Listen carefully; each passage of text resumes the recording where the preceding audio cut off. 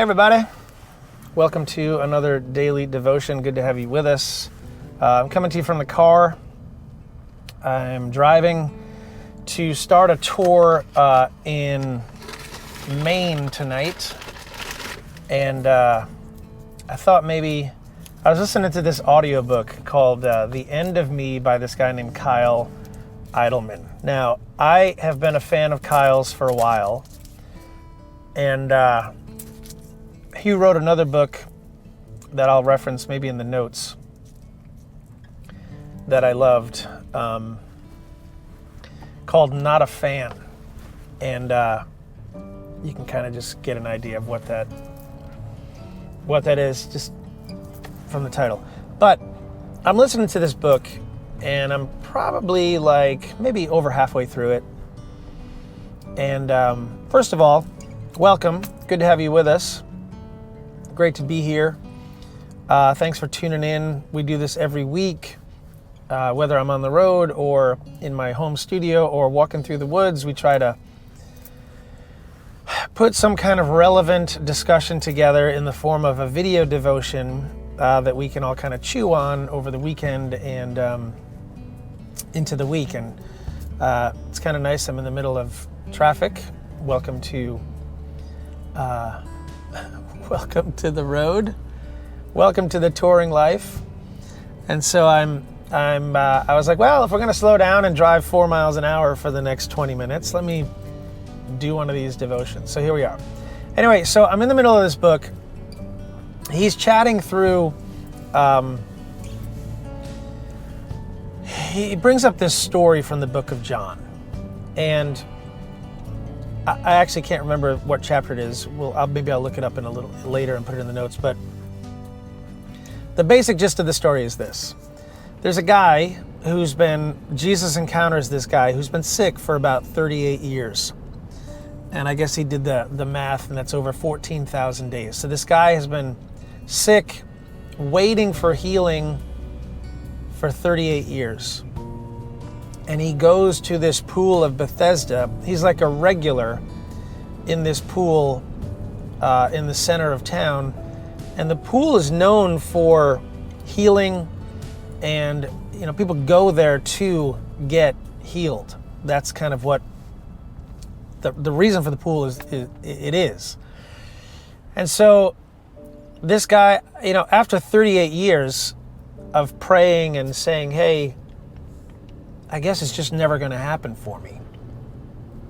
And so Jesus encounters this guy, and he looks at him and he says, hey, do you wish to be healed? Now, that's kind of where I stopped, and I actually paused the audiobook and thought about that question, because it is kind of a loaded question. And I went on to listen to the rest of the chapter, and Kyle said the same thing. He said it's kind of a loaded question that Jesus is asking this guy. And so I thought about it for a minute as I'm just sitting here driving, and it's a really, really good question. Do you wish to be healed?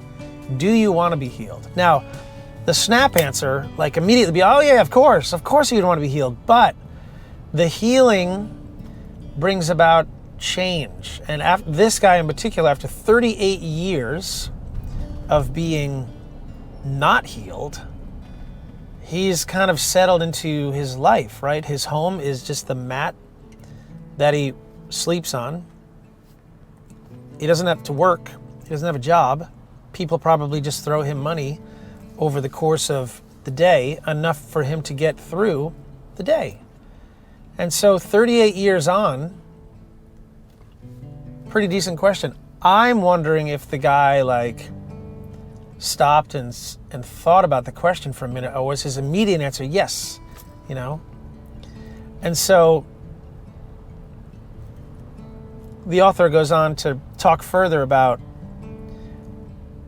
as a pastor, and as he's been kind of ministering to people over the years, there are a lot of people that come to church that don't want to be healed, that don't want the change, that don't want things to move from where they've been.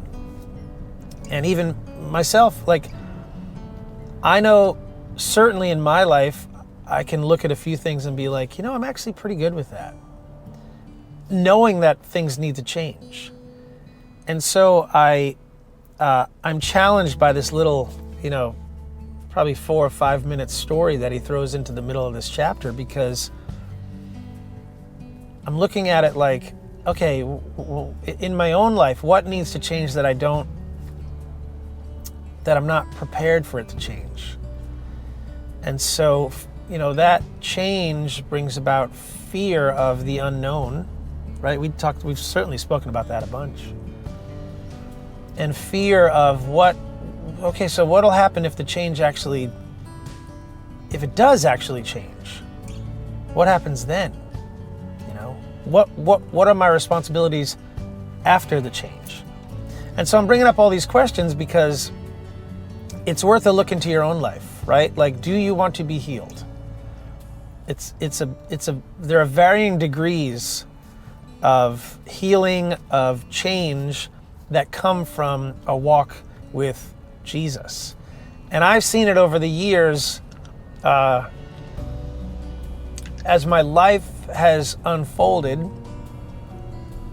Look back, just go back, just look over your life. Like, take a minute today, maybe meditate on this and look at your life and see the points where God has been involved in the decision-making process, and he's had his hand on that decision-making process. And I certainly can look back and look at some of those decisions that I've made, and the ones that I've made where God was involved, and the ones that I've made where he wasn't involved. And we're not so much going to talk about the ones where he wasn't involved, because those are the dumb ones. But looking at, my marriage, my career path, the way that things have unfolded over the course of, these last 25 years, just how I met my wife was through playing music. And I never thought in a million years that I would meet her through playing music, but I did. And God knew exactly what he was doing that night, all those years ago. And now she has been an incredible partner for me in this ministry as we've now gone full-time for the last 4 years. The way that I was trained and built, the organization, the way that I do everything that I do, like just all that stuff. So take a look at your own life and just kind of walk through it today, maybe, and just be like, okay, I have all this stuff going on that's gone on in the past. That's all great. But what does tomorrow and the future look like, right? Jesus tells us not to worry about tomorrow, for tomorrow has enough worries of its own. Yes, absolutely. But today, what change am I fearing? And what change am I worried about? And do I want the change? I think that's just basically the question that I kind of garnered from this little section of the book. It's like, let's say you just, Sunday morning, you're sitting in church and you hear the pastor preach and you say, okay, I kind of agree with that. I would never do that because that would mean I'd have to change this, this, and this. What does that look like in your life? What needs to change in order to take the next step in your relationship, in your walk with God, in your relationship, in your walk with a certain friend or a family member or a spouse? Like, what does that all look like? And that change sometimes is hard.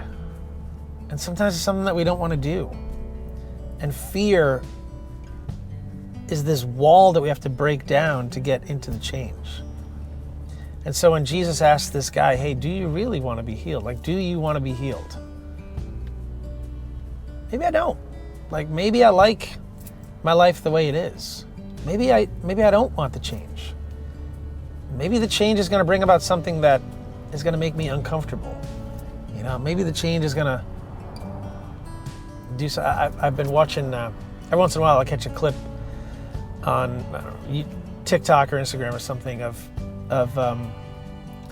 people that are doing these cold plunges. I don't know if you guys are familiar with this or not, but you basically dunk yourself into like 50-degree water, and it relaxes your body and your muscles and all this stuff. And I watched a show on National Geographic, the Nat Geo channel, and I think it's called Unbreakable, I think it's called Unbreakable, with the dude that played Thor. What's his name? Chris something or other. But episode 2, the premise of the show is I'm going to do things that make me very uncomfortable, that scare me, and that challenge my body to certain limits. And so the episode 2 was swimming up in Iceland in the water without a wetsuit on. So it was swimming, I think it was like a 300-yard swim from like the shore to this buoy and then back. No, sorry, just from the shore to the buoy, and then he was pulled out into a lake. Into a boat. And so he prepares for this by doing these ice cold plunges. He prepares for this by, transferring, so going from the cold to the hot to the cold, basically by just making himself uncomfortable. And he said, at the end of the show, he said, as hard as this, because he could have died, like it could have sent him into cardiac arrest, it could have just killed him, but he prepared for it properly, and I think he got a lot out of it. But at the end of the episode, he was like, I think in life we have to find ways to make ourselves uncomfortable, because that allows us to see and bring about change in our lives that we normally wouldn't do. And it's the fear that we have to kind of break down that wall of fear so that we can actually bring about the change. And maybe that change is where God is leading us, right? Maybe that change is where God is kind of, hey, let's just see where this is going next. And I'm thinking about this a lot lately because I'm in the middle of putting together this new record, and it's called Live the Love. And so part of my thought process in all of this is, how do I challenge myself to live the love of Jesus more in my own life and in the ministry that I'm running here. And so with that comes doing uncomfortable things and changing and having God involved in the change. So I'm gonna reference this story in the notes, and you guys can read through it and check it out. But today, just kind of ask yourself the question, do I really want to be healed? And the word healed it applied to this guy, but the question more is, do I really want, fill in the blank, do I really want the change to happen in my life? And wrestle with it. Yeah, wrestle with it. Tough question. All right. Thanks for being here. Hey, if you want to join us, if you want to join what we do and how we do it, I had a woman email me yesterday and she said, how can I get involved in helping kids get to school? And I said, oh, great. You can, 2 ways to do it. One, you can just sponsor a child outright. That gets them to school. And the other way is you can join the band. And that allows all of us as a community to come together and sponsor a child. And it also, see, what I was thinking about this morning was, yes, when you join the band, the first few dollars of your membership goes straight to helping us sponsor a kid. Perfect. But it also, the balance of the money goes back into the ministry and allows me to go out and play more shows, which ultimately allows us to sponsor 400, 500, 600 kids a year through the ministry and through the work that we're doing in the ministry. So it's not just, hey, join the band and help us sponsor one child. It is all of us coming together and putting this whole thing together so we can work together to sponsor hundreds of kids a year. So that's really where I'm leaning into now. So join the band. Head over to joindavesband.com. We have an online membership you can start at, or if you want to jump into some of the higher levels, great, do that as well. we'd love to have you join us. So, yeah, joindaysband.com. That's where you go. All right, I'm going to go and get back to driving. It looks like the traffic's going to break up in 2 minutes. It's always an exciting thing that I see on my GPS. It's like traffic will end in 2 minutes. It's exciting. All right, so have a great rest of your day, and we'll see you guys on the next one. Take care.